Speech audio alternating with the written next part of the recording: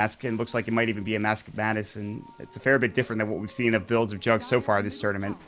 There's just not much they can do because once Doom is back up, and even without it, they can just run at people, and TC continues to get farm. UR now should have his Yules. He does have it, so he'll TP back mid, and they're going to start taking down towers. Tier 1 mid is already gone. In fact, all the Tier 1s are, but here comes Invis Beastmaster, and there's no sentries. Mike's going to get roared up. There's the Tombstone Decay. Solar, he might be able to... No, just kidding. I don't even know why I thought he would be able to surge himself away. The damage was too real, and DC get it done. Yeah, there was no saving him there. Bulba's already got a Necro 1, so him getting solo kills with an Invis is completely expected. And they can also turn this into a rush kill here. A little bit of slow and a bunch of units, and look at that attack speed aura really paying off. Oh, yeah.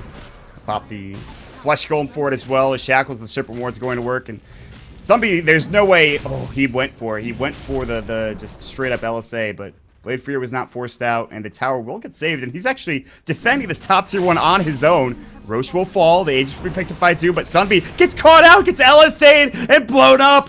Dominating spree for UR. He just says, listen, I'll do it blindly. Not even blindly, just without the Yule setup, and that's a stun. Uh-oh, UR wants more. Another LSA will come through. Chemical Rage going to work. Beastmaster bottom lane will get the kill on Jubei. Now the turnaround. Winter's Curse. This could be a huge kill. He's going to Yules himself. Can he stay alive? LSA, not enough mana for it. He'll stick himself up, but there's the unstable. And one right click should do the job. Might even go down to the Creepster. He jukes his wave. There's the LSA coming in. They need to get this kill, and they will. And it's huge. It's on the Alk. The Solar almost came through from 1437. Might have saved his life, but still, at least they get something out of that. That was a pretty huge misplay by Yawar there, going for the Alk kill. His ult was on cooldown. He only had like 300 mana, and the Alk's ultimate was on. It was that simple. Like, there was no killing him there. So, I mean, maybe he didn't expect the Winter Wyvern to be there or something like that, but getting that kill wasn't going to happen. Well, it is not looking good, even with that Alk kill, for Mineski fan and Mischief in general. I mean, Sunbeam played that way too aggressively. Like, he almost died. If a Light Strike Array hits you, you die at this point, because Lean is ahead of you. And it doesn't make it any better that the items he's buying are not very efficient towards surviving nukes. I mean, it looks like he's building a fast Vlads on Juggernaut, which it works on some cores, but Juggernaut is not one of them, in my opinion. You just want raw stats on this hero. You want int, you want strength, you want agility. And Vlads, yeah, it makes your team fight a little bit better, but you don't need the lifesteal. Yeah, it'll give 5 armor to the Elk, but there's better heroes than Jug to do a fast Vlads build, in my opinion. Yeah, agreed. They're trying to find anything right now. They're going to Chemical Rage. 1437 might actually be in trouble here. Unstable will fly. He does get the Tombstone down and the Flesh Golem. And 1437 is already pretty beefy as it is. Decays will come through. It's a double. There's the Doom on Mike. And Mike's like, I just wanted to kill, guys. You leave me alone. The Alpha Wolf. TC right-clicks him twice, and the Doom will help him secure the kill. Here comes UR looking for the LSA. He'll find it. And even use the Lagoon Blade for this. Absolutely. Zap him down. See you later. And Lena finds another kill and almost is at her Ags now, about 1,600 gold away. And they're going to keep going. They actually have a great ward here. They can find fun if they want to, but it looks like they're just going to transition this into a push into the top 2 too. Man, they're so far ahead. AUI's even got his own Blink Daggers, the Blink Dagger on TC as well. They've got all the main items they need on their cores, and extra items coming as well. Like, Ag's almost up on Lena. Bulba sitting at a Necro 2, almost a Necro 3, at 15 minutes for an offlane Beastmaster. Like, it's so hard for Mission to deal with this. It feels, if the Alk had got his ratings maybe a bit earlier, they could maybe have defended long enough, pushed out long enough, gotten him enough farm, but... Yeah, I agree. It's too late at this point, it almost feels like. That solo kill was so big in the mid lane, because it really did delay his net worth. His net worth was never really ahead of Lena's. And you can't have that be the case. He even got coverage by the Winter Wyvern. Well, they'll stay the execution of Mischief a little bit longer as the tier 3 continues to stay alive. Everyone was back up and ready to go for Mischief. So DC back away, and who's the Aegis on? TC still has it for, I think, another, about a minute or so, which is pretty huge. And they can continue to fight. Ags is very close to completion for UR. Other items coming out, let's see. Blink for AUI already, and Blink for TC. There's a mech on Undying as well. That's insane. Oh my god. Game is not good. It's the Necro 3 for freaking Beastmaster. Comparing the items on the two teams is not looking good for Mischief at all. It looks like Jug actually is going for a Yasha, not going for a Vlad's early, but I am not, I don't know, I'm not a huge fan of the Morbid Mask. I feel like if you build a Morbid Mask on Jug at this point, you should still go the Mask of Madness build. Maybe that's crazy, but I'm not sure. It feels like he's... Oh, they found Mineski. See you later. Oh, the Laguna doesn't do enough, and he's actually going to be able to regen up with Chemical Rage. And he does buy his Radiance out. He might still survive. Yuara is very speedy, but actually, Chemical Rage and the movement speed of Alec is going to get him out of there in time. Okay, a rare miss. Yeah, well, that'll do it. 6 charges being Okay, nice. used the one. Yeah. I was going to say, it was used at the same time. It looked like the Laguna Blade just didn't do very much. Alright, Radiance is up now. He's got no ulti, though. Here, TC's ready for a Doom, and he's got the Aegis. The Serpent Wards are going to get dropped, and I don't see any way that this tier 3 or even Rack survives. Top, there's going to be a chase down, and actually Sam gets a solo kill onto the Jug, and now here comes the Doom just to push them back. That's going to be on IX Mike, and that is the target that you were focusing on, you talked about in the draft. Make sure you Doom the Darkseer. Splinter Blast is doing as much as it possibly can. They'll throw the Unstable Concoction, but TC takes pretty much no damage from that, and this is a free set of Racks, not to mention they got the kill on the Jug in the top lane. Yeah, they've got all the good early game auras, Drum, Vlad's, as well as a mech. So, I mean, how do they win a fight against this? They just don't have the same strength of heroes. They're super far behind in net worth on every single core. They're just going to end it right now if they can. Yeah, they're going to go to work on this tier 3 tower. They have no Aegis, so they might need to be a bit more careful. No Doom either, but it's still very tough to fight into DC, even with all of their ults down, even without an Aegis. There's now an Aghanim Scepter up for the Lina with level 13, and she's headed towards that level 16 mark milestone. Yeah, they'll just play a little safe right now. It's a little scary to push high ground without the wards.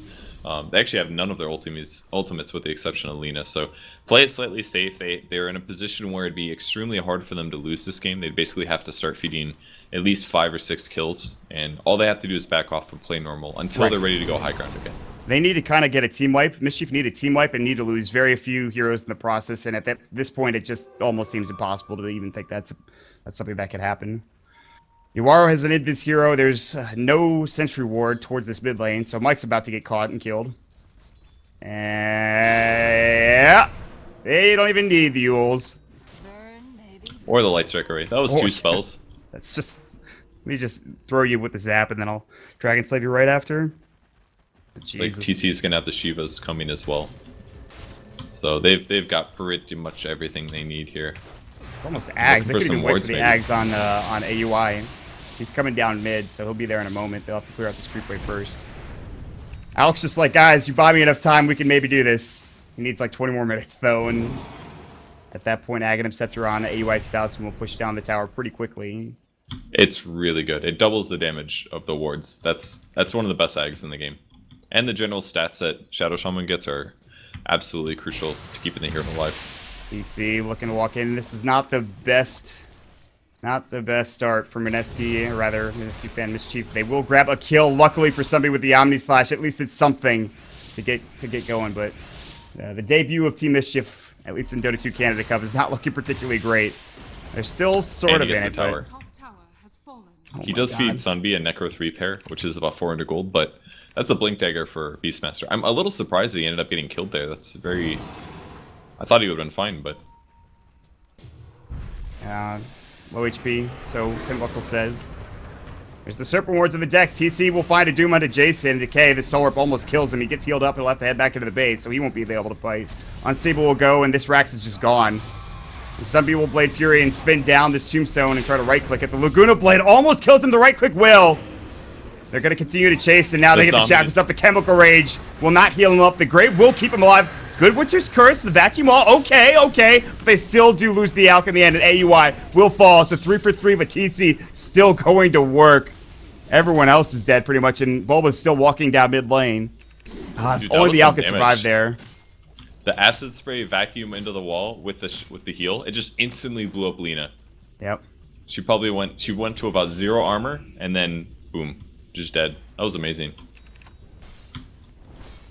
It's the fight they needed, but it's probably not going to be enough here, because DC can basically just stay in their base. Roar comes now. Roar, Doom's not even needed. Good Grave, actually. Shiva's Guard will go, but he's going to search himself out. And he's got a mech, too. The Boar? Nah, they get the heal. Alright. It does cost him the mech. That's a 70-second cooldown. Oh my god, Level Death owns him. Sunby comes in with the Blade Fury. He's got the Omni Slash in 18, but they can't find it. Winter's Curse on cooldown as well. They're desperately trying to hold on to this goddamn Rex, and it's just so difficult. Look at that Necro Archer going to work on the mic as well. They have to deal with top lane and mid lane pushing in now. Is the Axe done for AUI yet? Yes. It's up at 30 as well. That's all they have to do. Drop the wards, doom somebody, and Mischief can't fight for 15 seconds, but that's too long. The wards can take a building by themselves with that. Yep. I think Assange coming out, blink in, they'll find the Hex on somebody. He's got the Omni Slash, the Tombstone goes down. Now there's going to be the Shivas. Doom's up and ready to go for TC. Jason might get caught out, fun. There's going to be the Doom onto Sunby and the Laguna, 2 big spells. The hate is real, but he's dead for 46 without a buyback. There's the Guardian Greaves coming through. LSA and Mike. Heal comes in. They've got the Grave. Can't get it off in time. No, he will. The Serpent Wards are placed way in the base, but at this point, they're already taking the racks with TC alone. Double kill for UR. 1437 close to death. Nice LSA. They grab the Chemical Rage. Not enough to heal him back up, but he's dead for 50 with no buyback. And Jubei and crew, they are good to tap out. GG. 7-25 at 22, 23-ish minutes into the game. And wow, what a performance coming out from DC.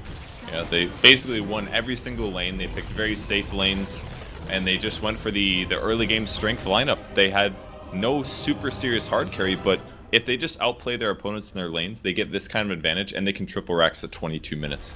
They picked the perfect heroes for outskilling their opponents, and they played the heroes the right way.